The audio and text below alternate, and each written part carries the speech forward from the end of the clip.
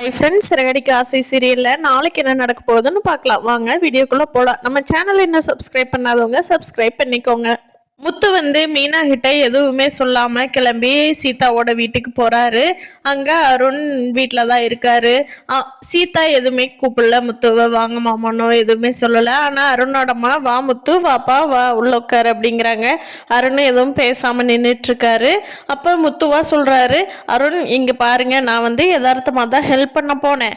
ஆனா என்னாலதான் உங்களுக்கு பிரச்சனை அப்படின்னு சொல்லி சீதா வந்து மீனாட்ட, நான் இனிமேல் பேச மாட்டேங்க்கா, மாமா வந்து எங்க வீட்டுக்கார்ட்ட மன்னிப்பு கேட்டாதான் பேசுவேன்னு சொன்னாலாமா.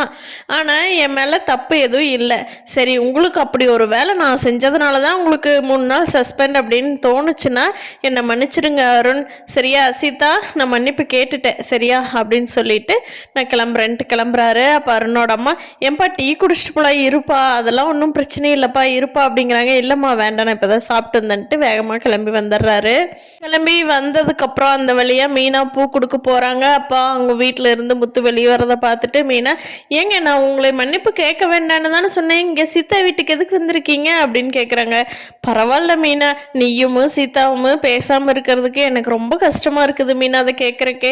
நான் மன்னிப்பு கேட்டால் சீதாவை நீயும் பேசிக்குவீங்கல்ல, அதுக்காகத்தான் மீனா, உனக்காக மட்டும்தான் வந்தேன் அப்படிங்கிறாரு. ஏங்க இப்படி பண்ணுறீங்க, நம்ம மேலே தப்பு இருந்தால் தானேங்க கேட்கணும் அப்படிங்கிறாங்க. பரவாயில்ல மீனா விடு, அதனால் என்ன அப்படின்ட்டு கிளம்பி போயிடுறாரு முத்து ஒரு வேலைக்காக. மீனாவும் பூ கொடுக்கறக்கு போகிறாங்க. மீனா நினச்சிட்டே போகிறாங்க, சே இவரை திட்டுறதா இல்லை இவரை பார்த்து சந்தோஷப்படுறதானே தெரில, ஏன் தான் இப்படி இருக்காரோ அப்படின்ட்டு நினச்சிட்டு இருக்காங்க. இங்கே வந்து ரவிக்கும் ஸ்ருதிக்கும் இன்னுமே சண்டை வந்து நார்மல் ஆகலை. ரவி கொஞ்சம் வந்து இறங்கி போகலாம், அதாவது சொல்ல வர்றதை தெளிவாக சொல்லிட்டாருனாவே ஸ்ருதி கேட்டுக்குவாங்க. அவர் இழுத்து முடிச்சு போகிறதுக்குள்ளே நீ எதுவும் பேச வேண்டாம்டா அப்படின்ட்டு ஸ்ருதி ஆஃப் பண்ணிடுறாங்க.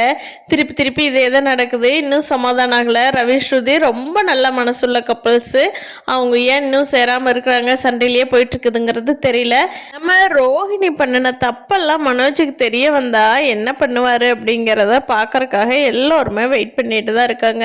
ரோஹிணி எப்போடா மாட்டுவாங்க வீட்டுக்கு முன்னாடி அப்படின்னு சொல்லி எல்லாரும் வெயிட் பண்ணிட்டு இருக்காங்க. பார்க்கலாம் ஃப்ரெண்ட்ஸ், நாளைக்கு எபிசோட்ல என்ன நடக்க போகுதுன்னு. இந்த வீடியோ பிடிச்சிருந்தா லைக் பண்ணிக்கோங்க. நீங்கள் என்ன நினைக்கிறீங்க கமெண்ட் பண்ணுங்க. தேங்க்யூ.